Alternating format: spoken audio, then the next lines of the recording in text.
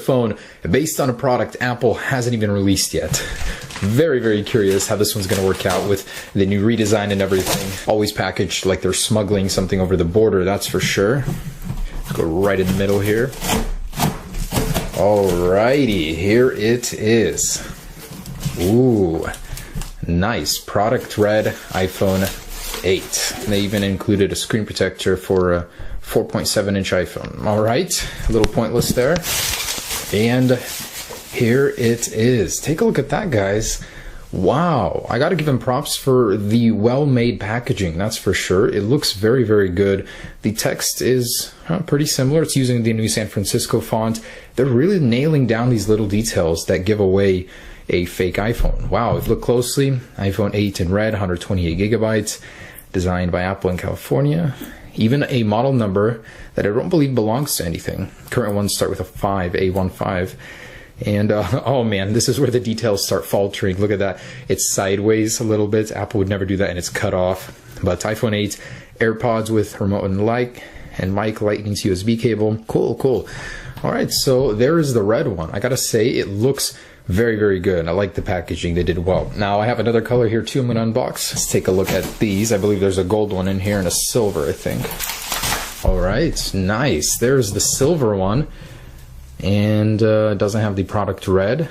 Very, very good attention to detail. I noticed that the text placement has changed when that logo's not in there. The color is coordinated with the color of the device on the side, so very nice. They really need to fix the mistake with the misaligned text though. Okay, let's go ahead and unbox the red one just because I think it looks the best here. So hopefully the product inside has that same attention to detail. And here it is, guys, the moment we have been waiting all 9 months for. The iPhone 8. Nice. They even copied Apple packaging now with this. This is the most well-packaged device ever. Do they have Apple stickers? Please, please tell me. Nope. But hey, they do include something Apple doesn't, a SIM ejector tool. Alright, here she is, guys. Something Apple would never do with a device without a home button is put a home button cutout on this protector, which I don't know why it needs one, but oh, everything just comes out here. So you have wired AirPods. They actually come with a lightning connector now. Dang, these guys are very crafty. And stuff you shouldn't use, these adapters. Here's what we came for, or what I bought this for. The SK Concept, not the Batman one from the Galaxy. And the front looks a little funky. Let's see what's going on here. Let me peel this off. Very interesting.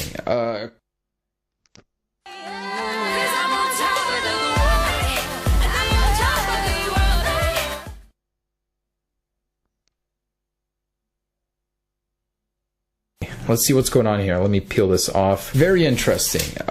Crazy difference from what we've heard before, that it would be a full screen display. It would be going all around and up top. Nope, this one has a little cutout that looks like it's rounded corners, but if you look very closely, it's a lot like the Galaxy one without the rounded corners. So funky looking on the front. Literally all they did was add a little bit of vinyl to the existing iPhone 7 design.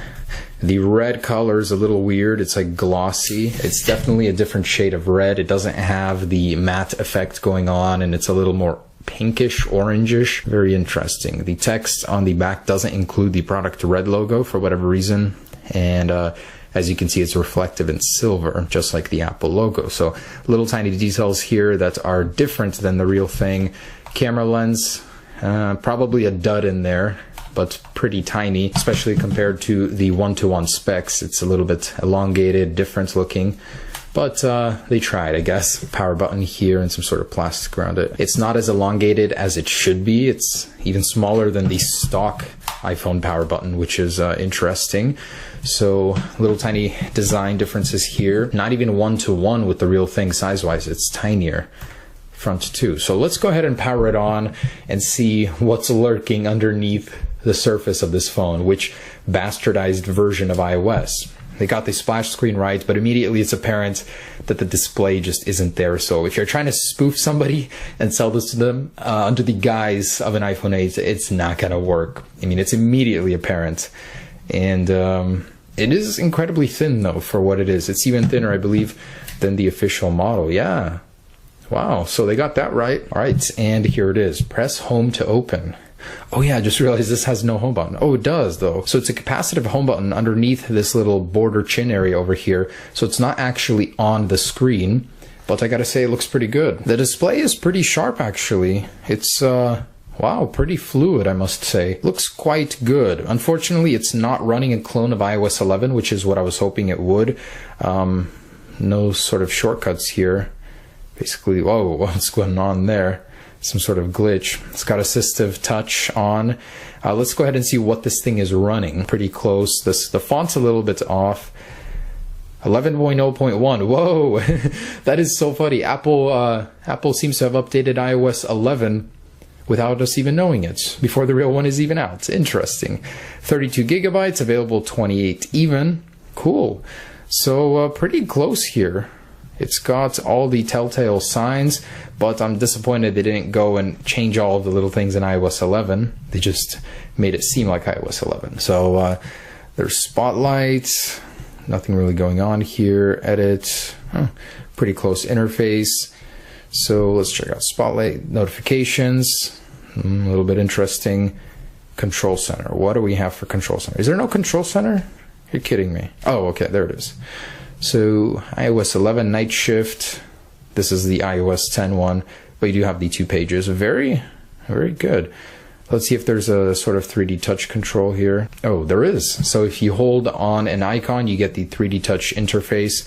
I don't think it works in the Control Center. Anyways, I'm not able to get it to work. That's weird. This doesn't actually change the brightness until you let go, so you don't really know where it's going until you let go. So little flaw there for you guys. It's got the old icons, which is a little bit weird to see.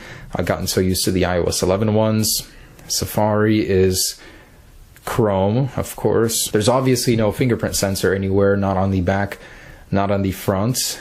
But for something so cheap, this is not bad. It's not as slow and laggy as any other clones I've personally used. Let's go ahead and download Geekbench and Antutu and see what this thing is running. Listen to this, they put the old lock sound in the new iPhone 8. That hasn't been around forever, and there it is. Alrighty, so we got a score of 22,735, almost to 1/4 the score of an official iPhone 7. Ooh, I like how they put iPhone 8 in there, running Android 6.0. Nice. Holy crap, this thing runs hot. Just want to see. Whoa, 104 degrees, 105. Oh my goodness, this thing is really, really hot. The Geekbench sure is pushing it to its limits here. 105 degrees in your hand. Jeez, I had no idea modern smartphones go this low. 1,184 multi-core score with a 379 single-core score. What in the world? How is this even possible to use a phone this slow? But this is the iPhone 7, so thank goodness finding solace in that 5,913 multi-core score. Amazing. Anyways, guys, that is ridiculously slow. So performance-wise, the UI is pretty responsive. I'd have to say, like, they nailed that part down. It looks good. I wish they copied the iOS 11 style, but let's go ahead and test out that vertical camera. There must be so many improvements. I mean, Apple has completely taken the camera and swapped it sideways. This must mean good things for the camera quality. Let's go ahead and test it out. They did scam you on one thing, though. You can't actually change the video quality or any of those. It's just a placeholder. So 1080p 30 frames per second it is, I guess. Guys, I'm truly sure you're not ready for vertical lens camera video, so try not to be too shaken right now. But this is the next generation of video on its side. So 1080p, let's get a little stability test in here. Looks pretty decent, I must say, on this display, that is, because it's so low resolution. I'm a little scared to see it on the computer. Lots of greenery. Day after July 4th. Thank goodness nothing caught fire. So, oh guys, careful. Get a little bit of low light in here. Some guy, oh damn, right on the camera. I guess it looks like a worm to them or something. It's a little bit longer now. The close-up focus is pretty bad. Like, it takes forever to focus. It looks pretty shaky to me. I think it is better quality than the iPhone 7 clone video. I mean, that one was just awful. Alright, so let's try this camera out. Look at that resolution. Hey, little birdie! Try out the zoom. Look at those pixels. So, there it is, guys. Video for you. Let's get some slow-mo as well. And I kid you not, guys. This is the footage it spat back out at me after recording slow-mo in supposed 240 frames per second. Nice.